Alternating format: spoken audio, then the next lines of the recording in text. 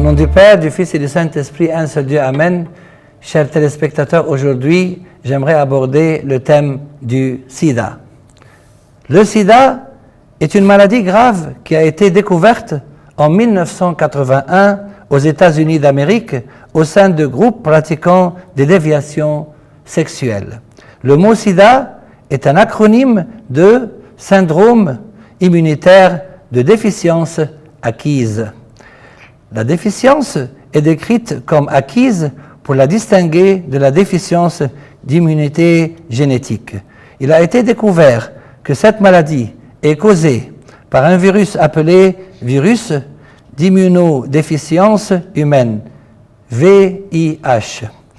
Quand ce virus entre dans le sang humain, il attaque l'immunité naturelle du système, celle-ci dépend des globules blancs et expose l'homme à de nombreuses maladies, notamment l'inflammation pulmonaire, digestive et cérébrale. Moyen d'infection. Le virus se trouve dans le sang des personnes infectées et dans leur sperme. Ce virus est faible, il ne peut résister aux facteurs externes et ne peut pénétrer la peau humaine. De plus, il ne vit pas dans les insectes tels que les moustiques. L'infection peut avoir lieu de plusieurs manières. Quand le sang infecté entre en contact avec le sang d'une personne saine pendant une transfusion sanguine ou quand il touche une plaie de cette personne, lors d'un rapport sexuel, si l'un des partenaires est infecté, le virus est transmis à l'embryon si la mère est infectée. Comme le virus est trop faible pour résister aux facteurs externes, il n'est pas transmis lors d'un contact avec les affaires d'une personne infectée ou en inhalant des vapeurs. Populations les plus exposées à la maladie, les populations pratiquant des déviations sexuelles, les homosexuels, les personnes adultères, les prostituées, les toxicomanes ayant recours aux injections, les transfusés, les enfants nés de personnes infectées.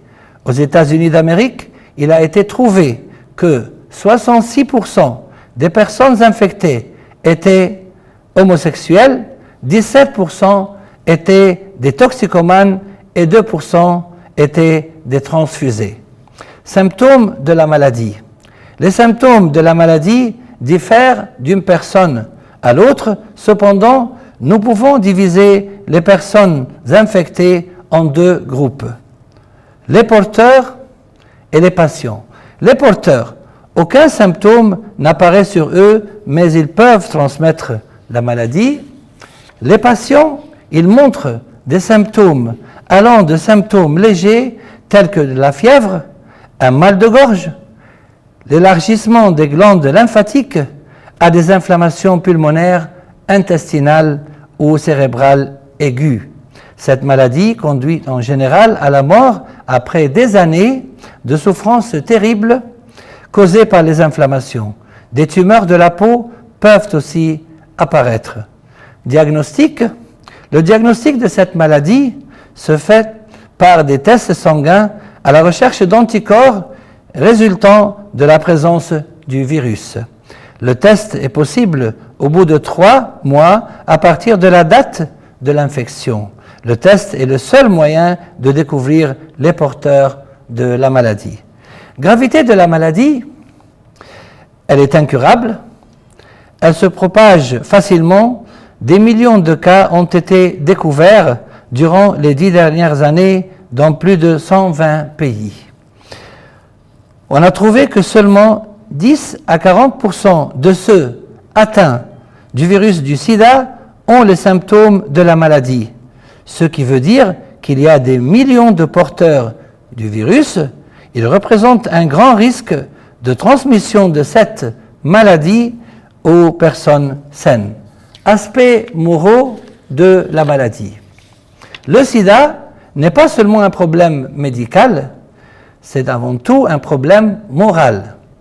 La cause principale de la diffusion de cette maladie se trouve dans les déviations sexuelles et la toxicomanie. Il est vrai que des innocents sont atteints, suite à des transfusions sanguines ou suite au travail auprès des patients ou encore dans le cas d'enfants nés de mères infectées. Mais ceci constitue une minorité. La connaissance de la maladie et de ses moyens d'infection a permis d'en réduire le nombre. L'application du test de dépistage du sida à tous les donneurs a également permis de réduire le nombre de cas d'infection par transfusion. En respectant certaines règles, les cas de contamination parmi le personnel soignant les malades du sida ont pu être réduits. La propagation des déviations sexuelles dans de nombreuses sociétés, le laxisme dont elles font preuve pour traiter ces problèmes, le concept erroné de liberté sexuelle hors mariage, la dissolution des liens familiaux et la propagation de la toxicomanie sont un véritable défi dans le traitement du problème du sida. Si la société veut se prémunir contre le sida, elle doit fermement s'opposer à ces déviations. De ce fait, toute la société est concernée par le sida et pas seulement le ministère de la Santé. Les églises et les établissements religieux ont un rôle spécial à remplir face à ce fléau de notre temps qui menace l'humanité. Nous devons informer les personnes de la gravité de cette maladie, de ses moyens de propagation et des moyens de s'en protéger. En premier lieu, nous devons propager les principes moraux prônant la chasteté, la sainteté et le rejet des déviations sexuelles. Les principes chrétiens appelant à la vie de chasteté, de sainteté et de pureté sont un facteur primordial de la protection contre le sida. Je vous retrouve très bientôt pour aborder un autre thème et gloire à Dieu éternellement et pour les siècles des siècles. Amen.